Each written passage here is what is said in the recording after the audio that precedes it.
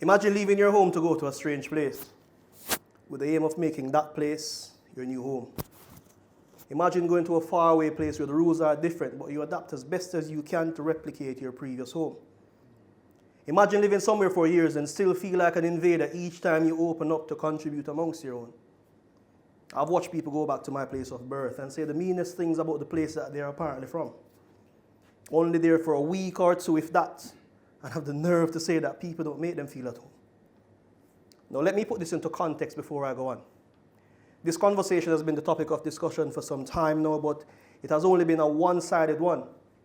You might have heard it floating around or have even been involved in voicing your own opinions, making it known to everyone exactly where you're from. But let me ask you something.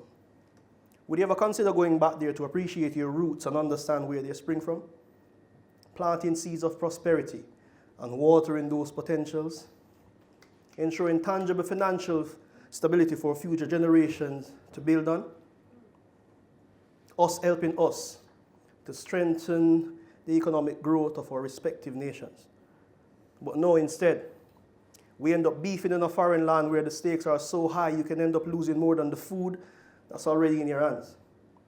Or be left with the memory of being locked up like animals because we decided to treat each other like animals. Now you've lost everything. You find yourself with a one-way ticket destined for a place that was never a part of your future plan. A place you had no interest in investing in, but a place your ancestors fought so hard for so you can now enjoy the freedoms of visiting. You've been triggered yet again when they try to tell you this is where you don't belong.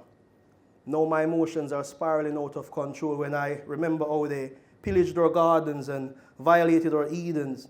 And even after all that external destruction, we still internally fight amongst ourselves, further dividing the unity which is our greatest weapon. Bickering amongst ourselves over things that aren't even important, each with nothing to gain, but each insisting on being ridiculously stubborn. Imagine leaving your home to go to a place you were told was much better than the place you're from, knowing that the place you call home is dying from within, suffering a self-inflicted death by its own occupants. Consumed by self-hate, we project it through our actions, forcing it on everyone. We've become so accustomed with hate in our mirror imagery, readily give off this hate to anyone that resembles our reflection.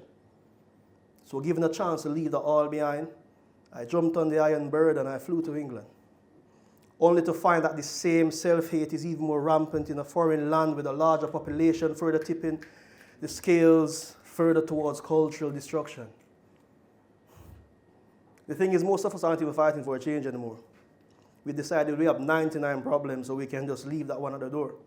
Each generation insisting that the next should find a workable solution, but we all have to remember, we all have our parts to play, so let us keep running until our race is in a better position.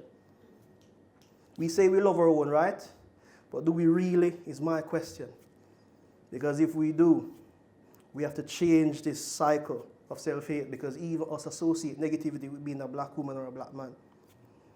And then we wonder why when we mobilize, our voices may be loud, our actions may be deliberate, but we don't get the reaction change requires to be a permanently positive one. Yeah, I may get some fire for this, but that's okay thanks to where I'm from. Just ensure when you send the fire my way, it sparks a difficult but honest conversations. Homegrown connections. Thank you very much.